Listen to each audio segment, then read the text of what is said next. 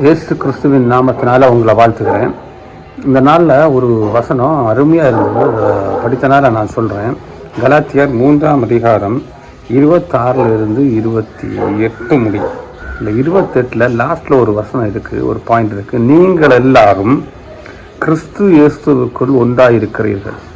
அர்த்தம் என்னென்னா, நாம் எல்லாரும், இன்னும் சொல்ல போனால் எல்லாரும் கிறிஸ்து இயேசுவுக்குள் ஒன்றாக இருக்கிறீர்கள். யார் கிறிஸ்து இயேசுவுக்குள் ஒன்றாக இருக்கிறாங்க அதை நம்ம அறிந்து கொள்ளலாம்.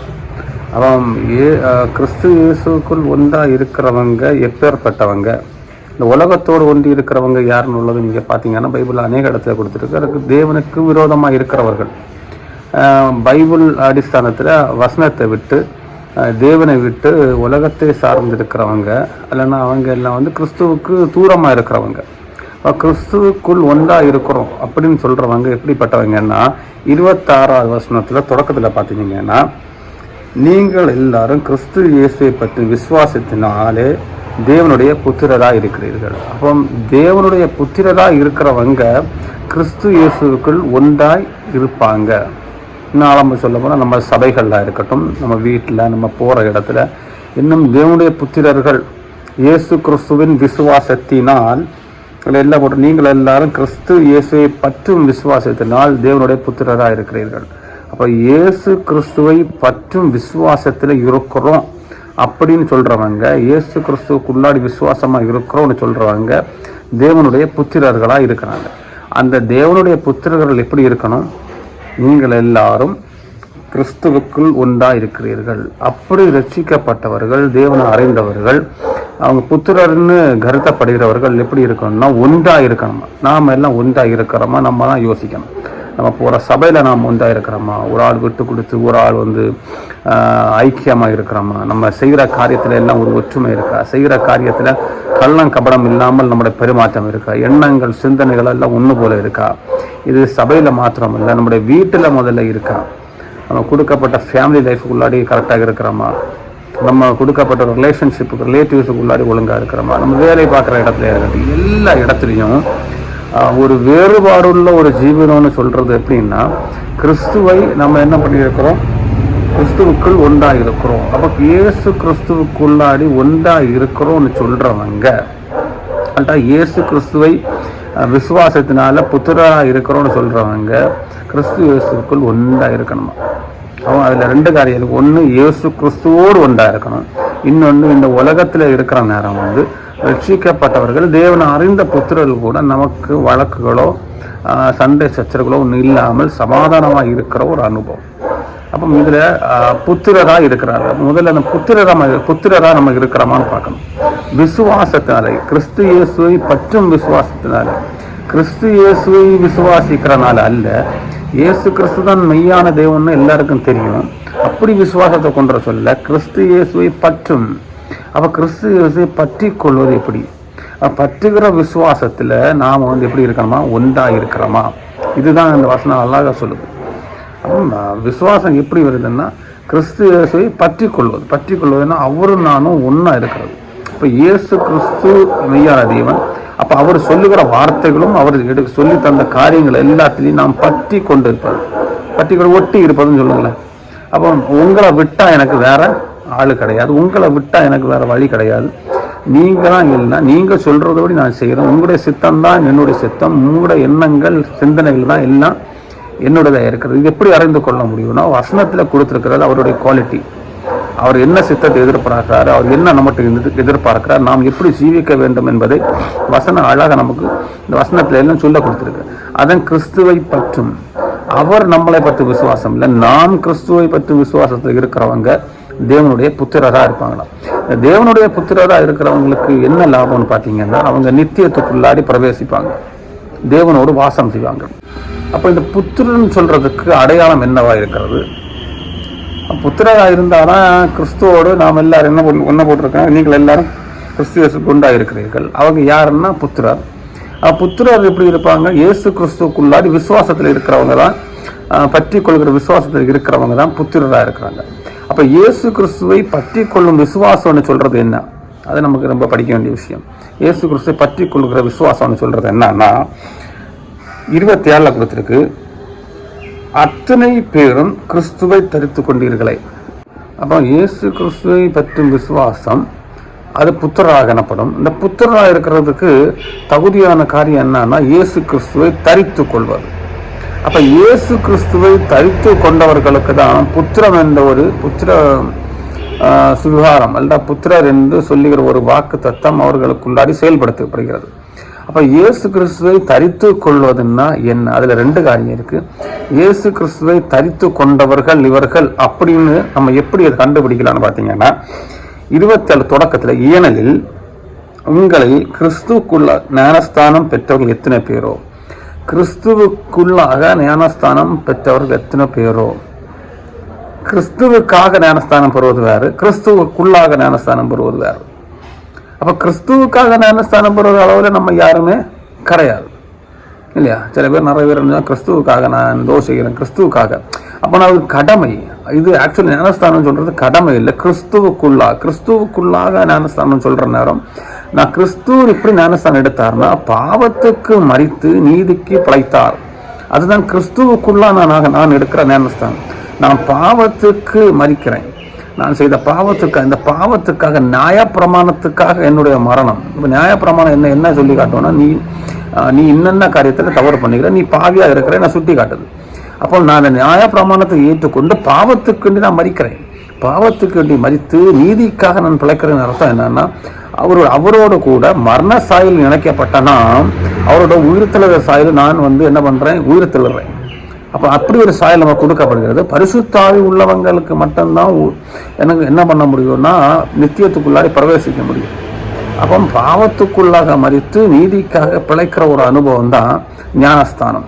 இந்த ஒரு ஞானஸ்தானத்தை நான் கிறிஸ்துவுக்குள்ளாக எடுக்கிறேன். கிறிஸ்துவ விசுவாசிச்சு நீங்க என்ன பண்ணீங்களோ, நீங்க பாவத்துக்கு மரித்து நீதிக்கு பிழைத்தது போல பரலோகத்தில் வீற்றிருக்கிறது போல இந்த உலகத்தில் இருக்கும் பொழுது நான் பாவத்துக்கு மரித்து நான் எங்க போனேன், நீதிக்கு பிழைக்கத்தக்க வண்ணமா நித்தியத்தில் உம்மோட வாசம். இதை விசுவாசிக்கிறது தான் உண்மையிலேயே என்ன பண்றதுன்னா ஒரு விசுவாசிக்கு அடையாளம். இதுதான் என்னன்னு சொல்லி இருக்கேன்னா நீங்கள் கிறிஸ்துவை பற்றும் விசுவாசம்.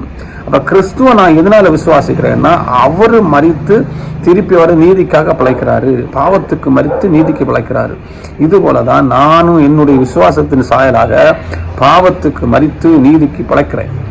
இப்படி நீதிக்கு பிழைக்கிறவங்க என்ன பண்றாங்க, இயேசு கிறிஸ்துவை தரித்து கொண்டிருக்கிறார்கள், கிறிஸ்துவை தரித்து கொண்டிருக்கிறார்கள்.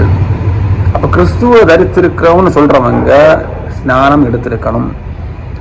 அப்ப அது என்ன ஸ்நானம் எடுக்கணும், சும்மா ஏதோ சொன்னாங்க முக்கினாங்க போனாங்கன்னு இல்லை, சும்மா தெளிச்சாங்க போனாங்கன்னு இல்லை. பாவத்துக்கு மரித்து நீதிக்கு பிழைக்கிற ஒரு ஞானத்தோடு இருக்கிற ஒரு கான்செப்ட் தான் ஸ்நானம். அது கண்டிப்பா எடுத்திருக்கணும், அது ஒரு அடையாளமாக இருக்கிறது. அப்ப அப்படி செய்கிறவங்க நெக்ஸ்ட் என்ன பண்றாங்க, அவரை தரித்து கொள்கிறார்கள். நெக்ஸ்ட் இதுல கிறிஸ்துவை தரித்து கொண்டிருக்கிறோம் அப்படின்னு சொல்றவங்க இப்போ இந்த காலகட்டத்தில் இயேசு கிறிஸ்துவ நம்ம தரித்து கொள்ள முடியுமா?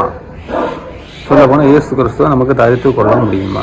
ஒரு ஆளை தூக்கி நம்ம மேலே போட முடியுமா? கிடையாது. இல்லை, தரித்து கொள்வதுன்னா நம்ம மேலே தூக்கி ஒரு ஷர்ட்டை தரித்து கொள்ளுங்கள். இல்லாட்டா ஒரு வார்க்கு போகிறோம், அப்போ உனக்கு நம்ம ஸ்வாட் அவங்களுக்கு ஷீட்ஸ் மெட்டல்ஸ் எல்லாம் எடுத்து போட்டுக்கொள்ளுங்கள். அப்போ போட்டுக்கொள்ளுங்கள், உங்களுக்கு கொடுக்கப்பட்ட ஒரு காரியத்தை எடுத்து போட்டுக்கொள்ளுங்கள் அப்படின்னு சொல்கிற நேரம் இயேசு கிறிஸ்துவை தரித்து கொள்ளுங்கள் அப்படின்னு சொல்ற நேரம் அவருக்கு சுபாவத்தை தரித்து கொள்ளணும். அவருக்கு சுபாவத்தை தரித்து கொள்ளணும்னா முதல்ல நான் என்ன பண்ணணும், பரிசுத்த ஆவியை ஏற்றெடுக்கணும், பரிசுத்த ஆவியை தரித்து கொள்ள வேண்டும். இன்னும் கொஞ்சம் ஒரு ஆழமா சொல்ல போனோம்னா பரிசுத்த ஆவியை பெற்றுக்கொள்ள வேண்டும். பரிசுத்த ஆவியை பெற்றுக்கொண்டவர்களால தான் இயேசு கிறிஸ்துவை தரித்து கொள்ள முடியும். இன்னும் சொல்ல போனால் இயேசு கிறிஸ்துவை தரித்து கொள்வதுன்னா இயேசு கிறிஸ்துவின் சுபாவத்தை எடுத்து தரித்து கொள்ளுகிற ஒரு அனுபவம். இயேசு கிறிஸ்துவுக்கு ஒரு குவாலிட்டி, அல்ல அவருக்கு அருமையான பேச்சுக்கள், எப்படி பேசினாரு, எப்படி நடந்தாரு, அவருடைய மென்டாலிட்டி என்ன, அவர் எப்பேற்பட்டவர், எந்த இடத்துல எப்படி பேசினார். இன்னும் சொல்லணும் மக்கள் மத்தியிலேயே இந்த உலகத்தில் ஜீவித்த பொழுது அவர் வசனத்துக்கு எப்படி கீழ்ப்படிந்தார், வசனத்தோடு எப்படி ஐக்கியமாக இருந்தார், அதே போல ஜனங்களுக்கு கூட அந்த வசனத்தை எப்படி பறைசாட்டினார், இன்னும் அநேகம் சொல்ல முடியும். இயேசு கிறிஸ்து வாழ்ந்த ஒரு வாழ்க்கையை நான் வாழ்வதற்கு தேவையான காரியம் என்னன்னா நான் இயேசு கிறிஸ்துவை தரித்து கொள்வதின் அடையாளம் தான். இயேசு கிறிஸ்துவ போல நான் வாழணும்னு நினைக்கிறீங்களா? கண்டிப்பாக பரிசுத்த ஆவியை நம்ம பெற்றுக்கொள்ள வேண்டும். பரிசுத்தாவை பெற்றுக்கொள்ளாமல் இயேசு கிறிஸ்துவை போல வாழ முடியாது. இயேசு கிறிஸ்துவை தரித்து கொள்ள இயலாது. இப்போ இதில் இந்த வசனத்தில் நான் சொன்னது, இப்படி தரித்து கொண்டவர்கள் எப்படி மாறணும்? அப்போ தரித்து கொண்டிருக்கிறவங்க எப்படி மாற முடியும்? அப்போ நான் முதல்ல சொன்னேன், புத்திரராக இருக்கணும். புத்திரராக இருக்கிறவங்க இயேசு கிறிஸ்துவை பற்றும் விசுவாசம் இருக்கணும். இயேசு கிறிஸ்துவை பற்றி விசுவாசம் எப்படி வரும்னு பார்த்தீங்கன்னா, நான் அவருக்குள்ளாக நான் என்ன பண்ணணும்? ஞானஸ்தானம் எடுக்கணும். அப்போ ஞானஸ்தானம் எடுத்தவர்களுக்கு வாழ்க்கை எப்படி இருக்கும்? அவர்கள் இயேசு கிறிஸ்துவை தரித்து கொள்கிற வாழ்க்கை. அப்போ இயேசு கிறிஸ்துவின் வாழ்க்கையை தரித்து கொண்டவர்கள் எப்படி ஜீவிக்கணும் இந்த உலகத்தில் அப்படின்னு சொல்றது எப்படி? அடுத்த வசனம் கொடுக்கு 28, யூதனென்றும் கிரேக்கனென்றும் இல்லை. அப்போ அதுக்கு அடையாளம் என்னன்னா, யூதனென்றும் கிரேக்கனென்றும் இல்லை, பாகுபாடு இல்லைன்னு அர்த்தம். நான் தேவனுக்கு உரியவன், நான் இப்படி தான் இருப்பேன், மக்கள் கூட நான் ஒத்து போக மாட்டேன், அந்த மாதிரி சொல்றது அல்ல. இப்போ நான் என்ன சொல்லுவேன்னா, இந்த உலகத்துக்கு நான் ஒத்து போக மாட்டேன், அப்படி கிடையாது. யூதனென்றும் கிரேக்கனென்றும் இல்லைன்னா, இயேசு கிறிஸ்துவை நான் தரித்து கொண்டாச்சுன்னா நான் பயங்கர பரிசுத்தவனாக இருக்கிறேன். அதனால நான் கிரேக்கர்கள் கூட இந்த உலகத்தார்கள் ஞானத்தோடு கூட எல்லாம் ஒத்து போக முடியாது. நானும் பரிசுத்த ஒரு ஜீவித்து தான் இருக்கிறேன். எல்லாரையும் மாற்றி தள்ளி இயேசு கிறிஸ்துவை மாத்திரம் சார்ந்து நான் வீட்டுக்குள்ளே இருந்து ஜெபம் பண்ணுவேன், அந்த மாதிரி எல்லாம் கிடையாது. நமக்கு முன்னாடி வருகிற எல்லாவரையும் நான் சமமாக வழி நடத்துவது. அப்போ நீ ரட்சிக்கப்பட்டவனாயிரு, விசுவாசம் உள்ளவனாயிரு, இல்லை இல்லாதவனாயிரு, தேவனை அறியாதவனாயிரு, தப்பு பண்ணுறவனாயிரு, யாராக வேணாலும் இருந்துக்கா. அல்ல நீ பரிசுத்தவனாக இருக்கிற, யூதனாக இருக்கிற, தேவனுக்குள்ள பிரியமான காரியங்களை செய்கிற பரிசுத்தவனாக இருக்கிற, அவங்க கூட நான் தான் கம்பெனி வச்சிருப்பேன், அப்படி கிடையாது. எல்லாரும் எனக்கு முன்னாடி ஈக்குவலாக தான் இருக்கணும். ப்ளஸ் இப்படி இருக்கிறவங்க கிறிஸ்துவுக்குள்ளாரே ஐக்கியமாக இருக்கிறாங்க. அடுத்தது என்ன போட்டிருக்குன்னா, அடிமையானென்றும் சுயதீனம் என்றும் இல்லை. அப்போ அடிமையானவனாகவும் சுயதீனம் உள்ளவனாக இருக்க. அப்போ அதுலேயும் என்னன்னா அடிமையானவனும் சுயதீனம். அப்போ அடிமையானவனா நான் எதுக்கும் அடிமைப்பட்டவனும் இல்லை, எல்லாம் செய்கிறதுக்கு நான் ஒரு ஃப்ரீயான மனுஷனும் கிடையாது. அப்போ அதுக்கு அர்த்தம் என்னன்னா, என்னென்ன காரியம் நான் இந்த உலகத்தில் செய்கிறதா இருந்தாலும் அது தேவனுக்கு விருப்பமான காரியமாக தான் இருக்கணும். சில இடத்துல செய்ய வேண்டிய கருத்தை நான் செய்திருக்கணும், சில இடத்துல விட வேண்டிய கருத்தை நான் விட்டுருக்கணும். அது ஸ்பிரிச்சுவல் லெவலில் உள்ள ஒரு அர்த்தம். அதை ஆழமாக அதில் பேசினா நிறைய பேச வேண்டி வரும். அப்போ அடிமையானவனாக இல்லை சுயதீனவனாக இல்லை. அடுத்தது என்ன போட்டிருக்குன்னா, ஆனந்தும் பெண்ணென்றும் இல்லை. ஆனந்தும் பெண்ணென்றும் இல்லைன்னா இதுக்கு அர்த்தம் என்னன்னா, ஒரு ஏற்றத்தாழ்வு இல்லாமல் எல்லாரையும் சமமாக பார்க்கறது. நம்ம ஃபேமிலியிலேயே இருக்கட்டும், சர்ச்சிலேயே இருக்கட்டும், ஸ்பிரிச்சுவல் லெவல் அல்ல வேர்ல்டு லெவல், உலக காரியமாக இருக்கட்டும், எல்லாத்துலேயும் ஆம்பளைங்க பொம்பளைங்க இந்த மாதிரி ஆண் பெண் என்ற ஒரு குவாலிட்டியில் செப்பரேஷனில் வச்சுட்டு இருக்கிறாங்க. ஆனால் கிரைஸ்ட் அந்த மாதிரி எதிர்பார்க்குறதே கிடையாது. எல்லாருக்கும் முழு சுதந்திரத்தை தேவன் கொடுத்துருக்கிறாரு. யார் வேணாலும் மெசேஜ் கொடுக்கலாம், யார் வேணாலும் தேவனோட ஐக்கியமாக இருக்கணும், எப்படி வேணாலும் தேவனுக்கு விருப்பமாக வாழலாம். அது ஆம்பளைங்க எப்படி பொம்பளைங்க எப்படி இப்படிலாம் கிடையாது. கிறிஸ்துவுக்குள்ளாடி வந்தாச்சுன்னா ஆல் ஆர் ஈக்குவல். அப்போ இது நம்ம கண்டிப்பாக கவனிக்க வேண்டிய ஒரு விஷயம். இப்படி இருந்து நெக்ஸ்ட் என்ன வரும்னா, நீங்கள் எல்லாரும் கிறிஸ்துவுக்குள் ஒன்றாக இருக்கிறீர்கள்.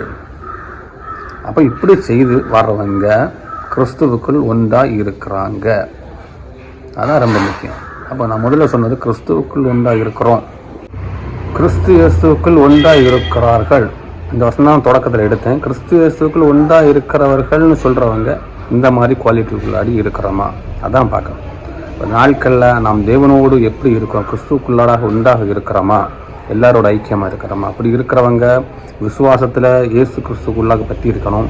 அவங்க தேவ புத்திரராக இருக்கிறாங்க. தேவ புத்திரராக இருக்கிறவங்க எப்படி இருக்கணுமா, ஞானஸ்தானம் எடுத்துக்கொள்ள வேண்டும். எடுத்துக்கொண்டவர்கள் கிறிஸ்து இயேசுவை தரித்து கொண்டிருக்கிறார்கள். அப்படி தரித்து கொண்டிருக்கிறவங்க எப்படி இருக்கிறாங்களா, யூதன் என்றும் கிரேக்கன் என்றும் அடிமை என்றும் சுயாதீனன் என்றும் ஆனந்தும் பெண்ணென்றும் இல்லை. இப்படி இருக்கிறவங்க தான் அவருக்கு உள்ளாடி நம்ம என்ன பண்ணுறோம், தரித்து கொண்டிருக்கிறோம். இயேசு கிறிஸ்து நாமத்தினால உங்களை வாழ்த்துக்கிறேன். ஆமென்.